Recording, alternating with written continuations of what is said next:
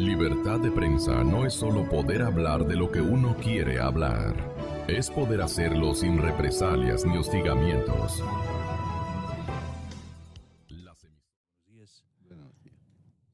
Cuando se habla de abandono de la frontera, yo creo que es una especie de descuido bien intencionado. No creo que fue un descuido normal, digo, fue un descuido bien intencionado de parte del gobierno anterior para dejar que las cosas pasen. Y estamos hablando de qué? Estamos hablando de operaciones altamente delictivas, vinculadas a carteles poderosos del país. Eso es un tema que ha sido discutido y analizado en el país. Usted sostendría, perdone la interrupción, que lo que ha ocurrido en frontera norte costeña podría haberse reproducido también hasta el lado de Sucumbíos, por el lado de toda la serranía. ¿Cuál es ahí? Cuando yo me refiero a descuidos bien intencionados, me estoy refiriendo a que el gobierno de Correa sabía lo que estaba pasando. Y hacían eso porque tenían un instrumento, un Estado dentro del Estado, que era la Secretaría de Inteligencia, dedicada a actividades, a todo tipo de actividades. Nada en el gobierno se movía sin informes previos de la Secretaría de Inteligencia.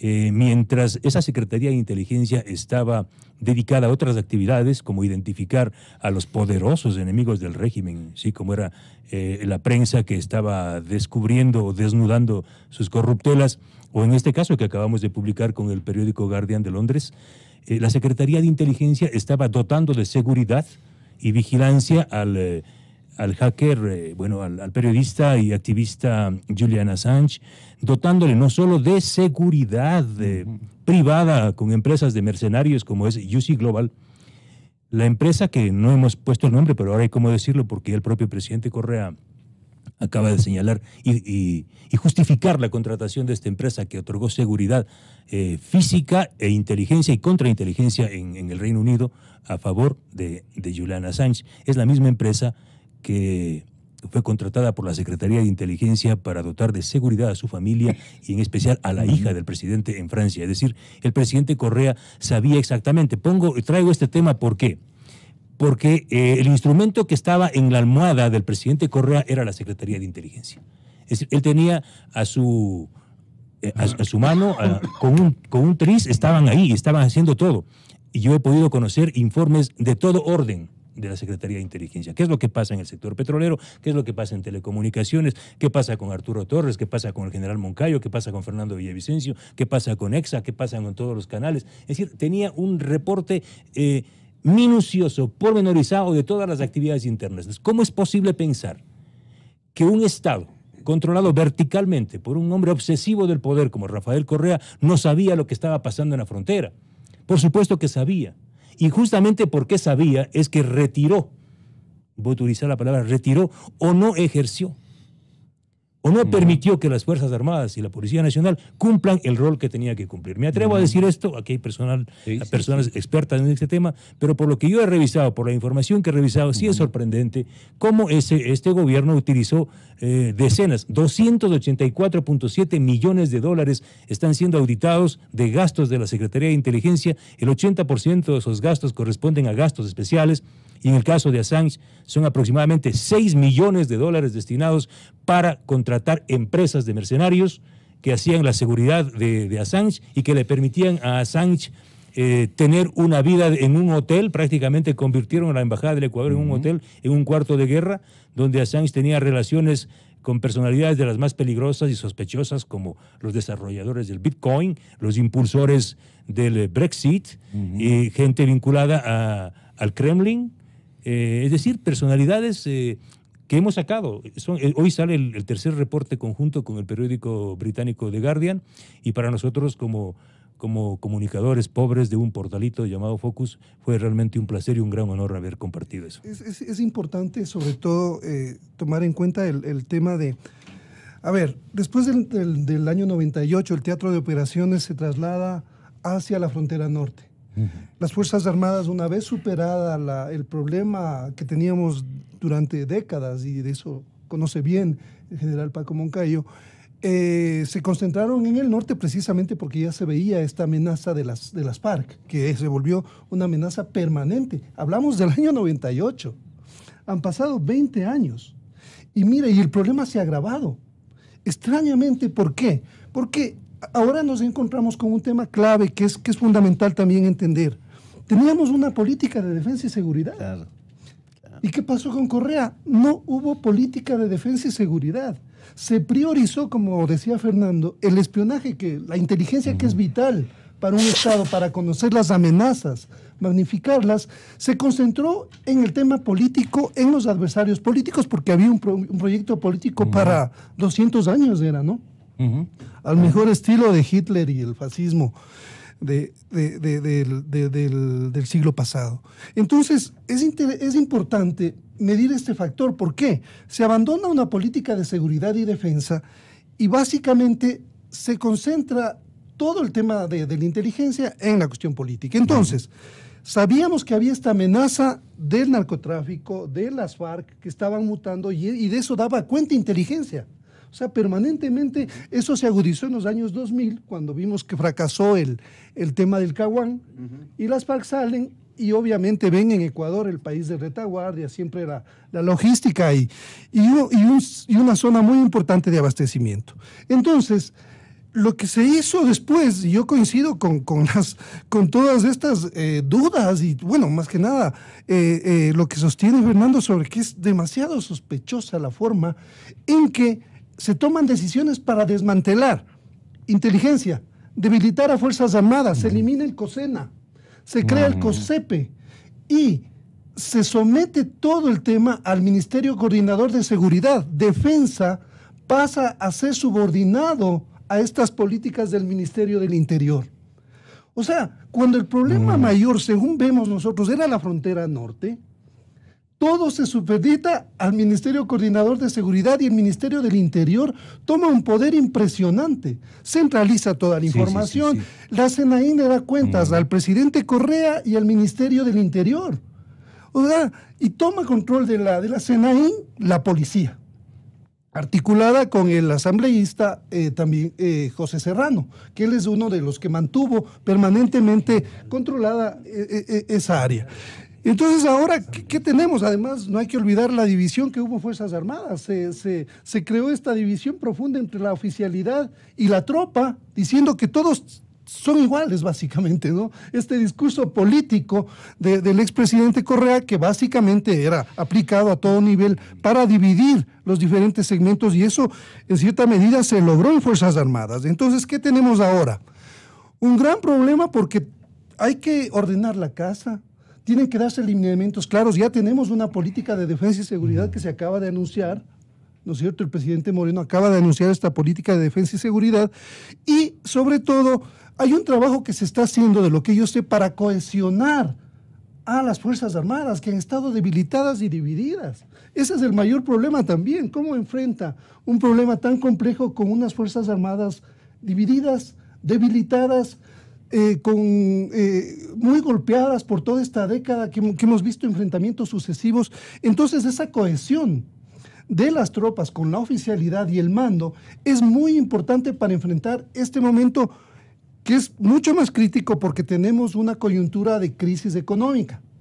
¿Qué se necesita? Además de, claro, de establecer los planes para la frontera, de ya tener directivas claras sobre qué hacer, el foco de las operaciones está en la frontera norte, pero se necesitan recursos. Hay que mejorar la tecnología, no la tenemos. O sea, eso se dejó por alto. Muchos de las inversiones que hizo el anterior gobierno fueron para negociados. O sea, recordemos todos la corrupción denunciada en los radares, en los helicópteros que se caían, en fin, o sea, que es un poco la lógica que primó en el resto de instituciones públicas, los negociados para beneficiar a intereses particulares.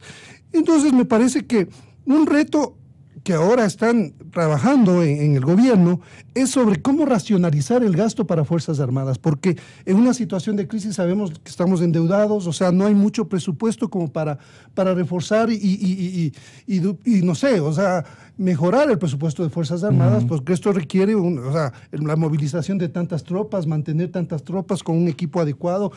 Significa muchos recursos, eso hay que decirlo, y necesitamos reforzar toda esa estrategia.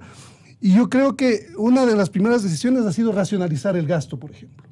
Racionalizar el gasto en Fuerzas Armadas, orientarlo. ¿Qué significa racionalizar el gasto? Básicamente, a esta hora del partido. Claro, enfocar los gastos que sean necesarios para la seguridad y la defensa. Algo así como indispensables. Lo indispensable, por ejemplo, trabajar en tecnología, en inteligencia. De esto hemos hablado 10 años, porque no es que ahora nos estamos dando cuenta, esto hemos denunciado 10 años. Aquí había una franquicia, había un proceso, todo estuvo montado para eso. Nada es casual, nada es por el capricho, el mal rato, el mal genio de Correa. Es ver así las cosas, es realmente no enfocarse a la naturaleza de un proceso que siguieron al pie de la letra conforme la franquicia que trajeron desde Cuba, desde Venezuela, para desmontar el sistema de seguridad que existía. Acuérdense, aquí mismo estuvimos cuántas veces cuando que presentaba el señor presidente un plan para convertir a los soldados en guardias forestales, en guardias de tránsito, en fin, profesiones nobilísimas. Pero en cada país las instituciones de seguridad todas tienen una razón de ser. Es nobilísima la carrera del bombero, pero eso no quiere decir que usted debe desmantelar a las Fuerzas Armadas para tener buenos bomberos. Es nobilísima, indispensable en la época del calentamiento global tener guardias forestales, pero eso no quiere decir a costa de desmantelar una institución esencial para la seguridad del país. Entonces, este fue un proceso. Se colocó en el ministerio personas que habían expresado históricamente ser adversas a las Fuerzas Armadas. Personas todavía imbuidas del catecismo marxista-leninista, que con todos los complejos e importantísimos aportes que ha dado al desarrollo de las ciencias políticas, económicas, no era pues un catecismo que se quedó en el siglo XVIII para que lo sigamos repitiendo hasta el siglo XXI. De manera que para ellos las Fuerzas Armadas eran el aparato represivo del Estado burgués, de la dictadura de la burguesía, y tenían que debilitarlo. Eso está escrito, yo no me invento nada. Si ustedes ven los 10 puntos de la receta, el punto número 1 era cooptar a las Fuerzas Armadas o cambiarlas. En cualquier país del mundo, un presidente que diga que no les obedezcan a los mandos, les invito a los oficiales jóvenes, y que diga, y si tengo que gobernar con tenientes, gobernaré con tenientes. En cualquier país del mundo ese señor está loco. Está loco, no puede ser que vaya a los cuarteles a decir que los pelucones son los oficiales y la tropa es del pueblo. Eso decía. Pero sí, pues, o sea, un tipo que quería desmantelar a las Fuerzas Armadas. Ahora, para desmantelar a las Fuerzas Armadas, acomplejado también. Basta tenerlas en una situación de baja operatividad. Estamos hablando que fusiles de 25 años. Dígame en qué empresa los periodistas están con las mismas grabadoras de hace 25 años. Entonces, tenerlas con baja operatividad. Por otra parte, la inteligencia es fundamental para poder tomar decisiones en todo nivel, estratégico, operativo, táctico. Desmantelar el sistema de inteligencia. ¿Eso era casual? Nada de eso era casual. Romper este acuerdo que había con Estados Unidos para el apoyo a la inteligencia ecuatoriana. Si decimos pues que el tema del narcotráfico es un tema que tiene dos grandes campos, en un campo el consumo, el otro la producción. Si Europa, si Estados Unidos son los más grandes consumidores, ¿no les parece apenas elemental que tenían que cooperar hasta económicamente para combatir un crimen que es transnacional? Afuera los gringos. ¿Será eso casual? Nada fue casual, todo fue un bien montado proceso estratégico para debilitar las Fuerzas Armadas. Ahora, ¿por qué no le resultó lo que le resultó a Chávez en Venezuela? mire, una razón fundamental. Aquí hubo dos pilares y eso lo reconoce todo el mundo. No logró cooptar a los militares y no logró destruir a la comunicación independiente. ¿Atribuible a la formación del militar ecuatoriano? Por varias razones, ¿no? Porque por otra parte, cuando llega Correa, había pues aquí unas Fuerzas Armadas victoriosas, orgullosas de haber ganado una guerra, de haber sido parte fundamental en la firma de una paz. Entonces no eran unas Fuerzas Armadas no profesionales, eran unas Fuerzas Armadas y siguen siendo felizmente con principios, con valores. Por eso yo digo, Con el moral, equipo más se que todo. compra, pero si hubieran destruido en sus valores, en sus fundamentos, a la institución militar, entonces sí estaríamos en graves aprietos. Hoy el presidente nos está dando muestras de que se pueden hacer bien las cosas. Yo digo, Gonzalo, y aquí voy a diferir con todo respeto a su criterio, nunca fue Lenín Moreno la persona que quería correr en poder. Nunca. La persona de él era Glass. Si le dan la candidatura es porque las cifras de las encuestas, no había otro en Alianza País que pueda ganar la presidencia. Si no, nunca le habrían dado esa candidatura. El hombre de Correa era Glass. Era Glass, pero obviamente, sin duda, Correa tenía una cúpula adicta a él y adicta, por lo que vemos también, a las prácticas más vergonzosas. refería a la mucho primera. oxígeno, bastante oxígeno ahora de libertad. Y yo mismo puedo ser una muestra y testimonial de ello. Y esto no solo es una generosidad del presidente Moreno, es el resultado de bregar años de una resistencia social a veces silenciosa, de un trabajo impresionantemente audaz y valiente de un puñado de comunicadores, porque a veces ni siquiera, y aquí está Arturo, se puede hablar de los medios de comunicación, sino de la osadía y de la valentía de algunos periodistas que desafiaron eso, un Estado paranoico, un Estado vertical fascista o con muchos indicios de fascismo. Y sin duda, reitero, hoy se permite respirar. Lo que acaba de hacer anoche el presidente Moreno respecto a Assange es justamente eso, un gobierno que se sensibiliza, que actúa de acuerdo a los síntomas y a las expresiones de la sociedad. O sea, una investigación periodística que revela, que deja al desnudo una operación, ¿sí? Contaminada de corrupción, como es el caso de haber facilitado recursos para esas actividades de Assange. Inmediatamente el presidente Moreno dispone suspender la seguridad de Assange en la embajada. Ese es un síntoma de un gobernante que quiere democracia, que busca un Estado abierto, mucho más libre. Eso es muy bueno, sin duda. Yo jamás estaré en contra de eso, todo lo contrario. Yo quisiera señalar que hoy es muy difícil hablar de todos los temas como un tema local, como un tema nacional. Hablar del tema del Todo es narcotráfico. global, ¿no? Hablar del tema del narcotráfico ya no es decir es un problema de los colombianos. Yo creo que es un tema de crimen transnacional y de grandes negocios transnacionales.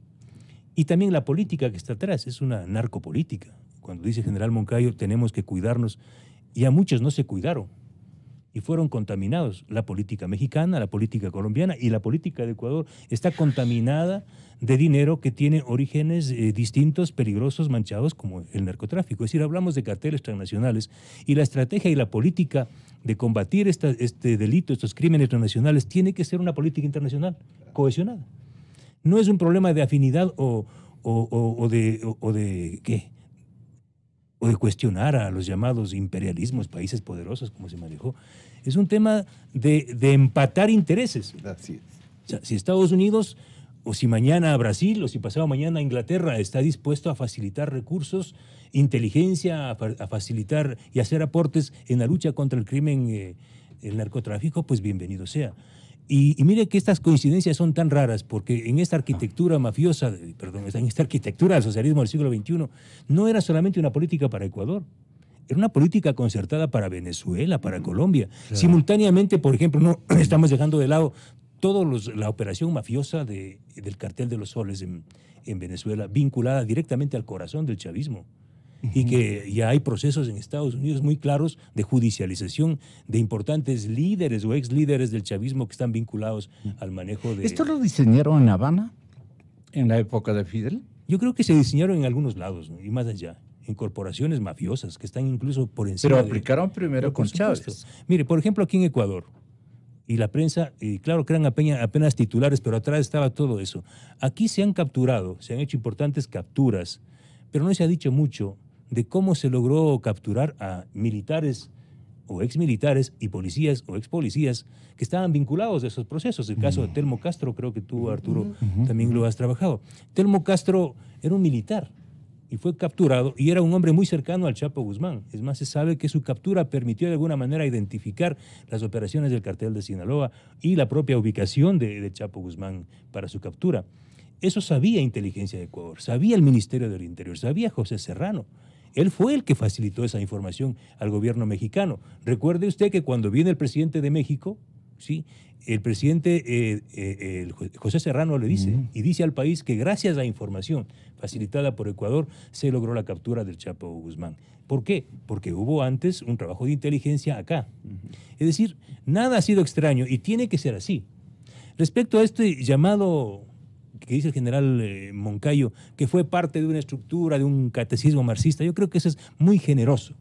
Creo que el correísmo, si algún militante de Alianza País ha leído un libro, aunque sea de Ríos del marxismo, será exagerado. Yo creo que es demasiado decirles que ellos representaban un proyecto ideológico. Realmente eran una banda delincuencial. Y con todo respeto, cuando uno mira y analiza cada uno de los proyectos, no hay un solo proyecto estratégico de este país que funcione.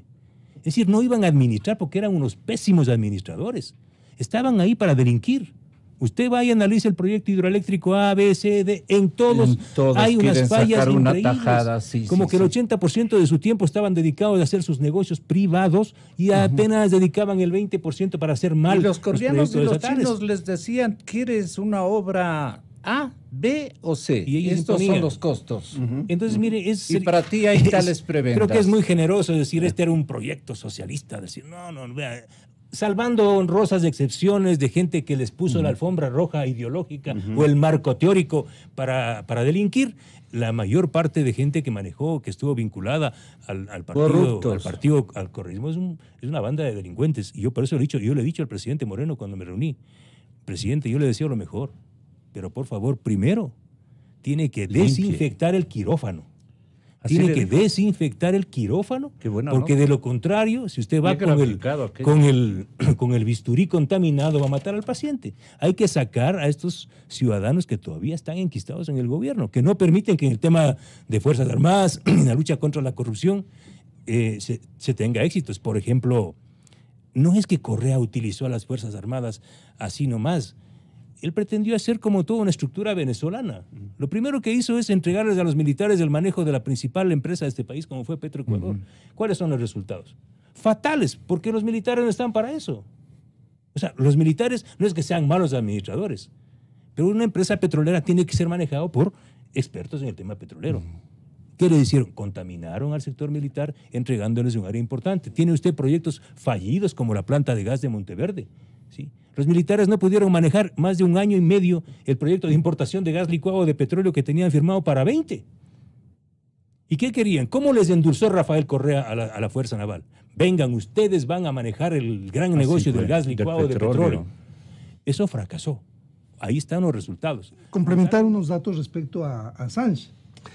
Efectivamente, lo de Global, que es la empresa ecuatoriana que firma el contrato con el Estado ecuatoriano, o sea, con la CNI, en el 2012 ellos subcontratan a Azul y Blanco en Inglaterra. Sí, Bruselas. Sí, y la información que un poco he podido corroborar es que el último contrato, los últimos años, eran $82.500 mensuales se pagaba por la seguridad y la inteligencia que se le hacía a Assange, que era un poco lo que...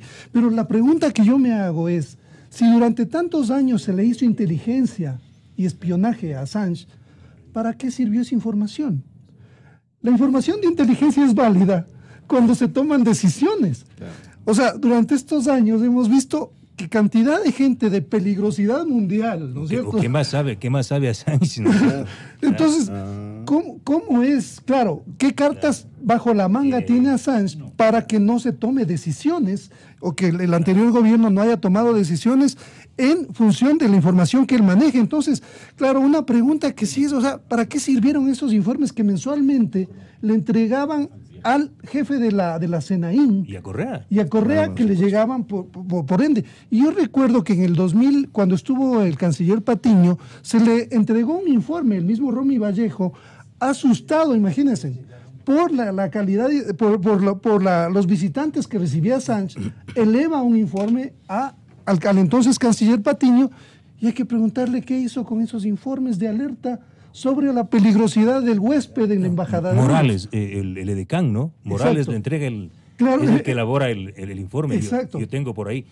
Pero es increíble. O sea, Correa sabía todo. Sabía O sea, todo, por supuesto. Y Patiño sabía todo. Entonces, y es más, Arturo, creo, la canciller actual, María Fernanda Espinosa, quien firma el contrato con UC Global para protección y seguridad de la hija del presidente el 2014 es la señora Procel, que fue asesora de María Fernanda Espinosa en el Ministerio de Defensa.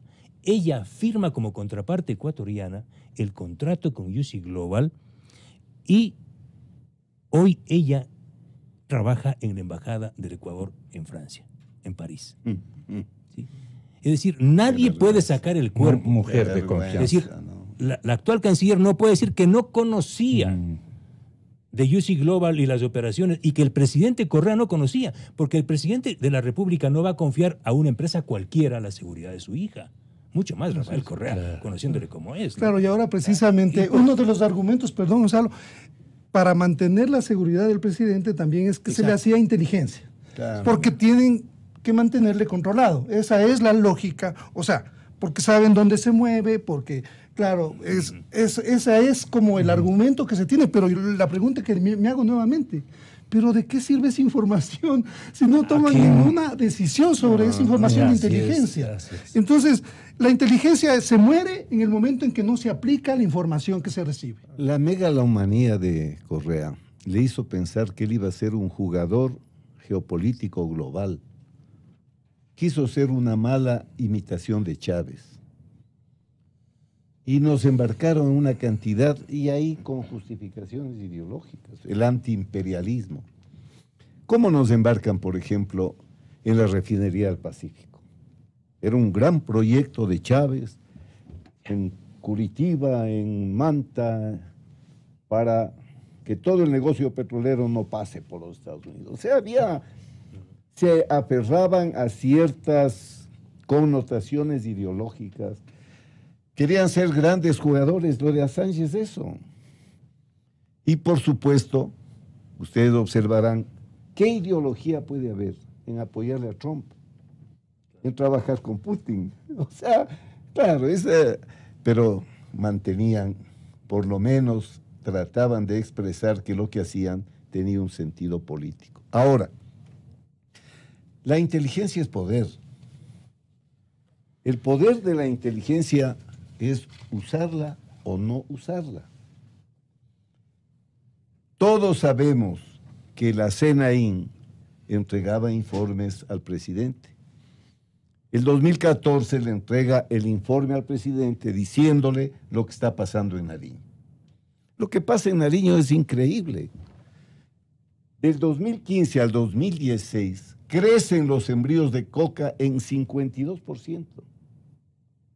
¿Cómo puede ser eso? Hay que ver el mapa desde el 2000 al 2016 de lo que eran unos sembríos ralos de coca en la frontera con el Ecuador, en el noroccidente. De pronto se vuelve un área de la que sale el 36% de la coca. Ahora, vea usted hacia el lado de nuestra provincia de Sucumbíos. Vean el mapa de los sembríos de la coca y van a ver que El gran negocio de la coca está en la frontera con el Ecuador. También hay sembríos en la frontera con Venezuela, pero de mucha menor importancia. ¿A dónde salen y por qué están ahí? Es por el valor geoestratégico de estas provincias. Para que salga la droga, bueno, Esmeralda está ubicada en un sitio absolutamente óptimo para el comercio hacia Centroamérica y hacia Norteamérica. Y de Sucumbíos, vía ríos, se va al Brasil, que hoy es uno de los más grandes consumidores de droga del mundo. Como verá, esto se sabía. Si el 2014 le informan a Correa exactamente lo que hoy está pasando, no hacer es una forma de usar inteligencia también. Entonces, no han hecho uso. Los informes que hace la Oficina de las Naciones Unidas para el Control del Tráfico de Sustancias Estupefacientes, del 2016 también, están diciendo lo mismo. Y vuelvo a decir, en el informe del Departamento de Estado habla ya de corrupción de oficiales. En el informe del 2016 dice, las Fuerzas Armadas, la policía ni la función judicial tienen los recursos para enfrentar la amenaza. Es otra forma de actuar también, pues, con inteligencia. Cuando uno no quiere actuar, no da recursos, porque si usted quiere que operen, tiene que darle los medios para que operen. Una forma de actuar indirecta, esas son estrategias indirectas, es no darle los recursos. Entonces, usted tiene una policía, tiene unas Fuerzas Armadas a las que les quitan la relación con los Estados Unidos, que era un proveedor de información muy importante, pero no les dan los recursos. Se levanta la base de Manta, pero no se crea la base Ecuador en Manta. Era lo lógico, pues van a salir los señores, quienes van a reemplazarlos. No, de esto tendrá la historia que juzgar a Correa y a su grupo, porque han hecho verdaderos crímenes de lesa patria. Lo que han hecho con este pobre país en los 10 años, destruir su economía, destruir su moral.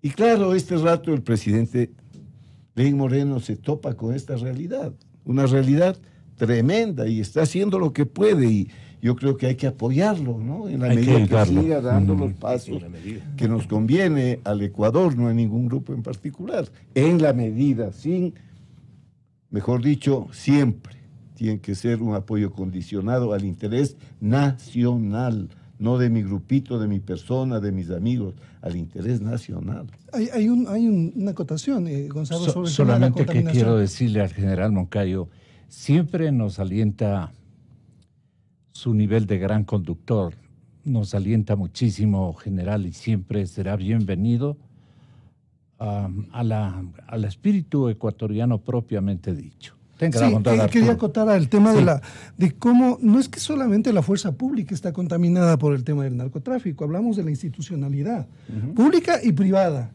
porque, o sea, no perdamos de vista que hay una corresponsabilidad, o sea, el narcotráfico tiene un poder ilimitado con los recursos que maneja.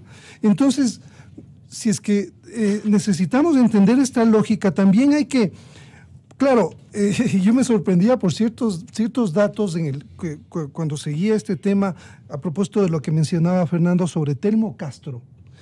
Él es solo un eslabón de una cadena enorme. En el mismo ejército también hay muchos otros oficiales, según fuentes de la misma inteligencia, que estaban en esta situación, por ejemplo, de inteligencia militar. Accedían información de los vínculos de Telmo Castro, por ejemplo, con un oficial superior, y no le podía informar esta fuente, este oficial, porque era su jefe. Imagínense, o sea, ese es el nivel del problema con el que hay que lidiar y lo que hemos heredado. No, pues sí, Arturo, una cosa. La foto en la que aparece Correa con 3 narcos, que entiendo es en el Hotel Oro Verde de la provincia del Oro, y que fue publicada en un trabajo en el que también participé con el Miami Herald, el Nuevo Herald. Esa foto fue capturada en el celular de Telmo Castro. O sea, ¿cómo llegó esa foto de Rafael Correa? Se ha visto la foto, no ha circulado mucho en redes, Dios en que está Correa abrazado con 3 narcotraficantes. Esa foto fue capturada en el teléfono de Telmo Castro y hay todo un informe de la Fiscalía que se lo mantuvo en absoluta reserva hasta el día de hoy. ¿Tú también Nunca sabes? se ha querido ir más allá. O sea, eso es la impunidad que hubo alrededor de todas estas redes del narcotráfico es impresionante. Solamente hay que ver esos datos para darse Bien cuenta dice usted, Arturo, de cómo es estaba impresionante pensado esto. este esquema de corrupción y impunidad al final.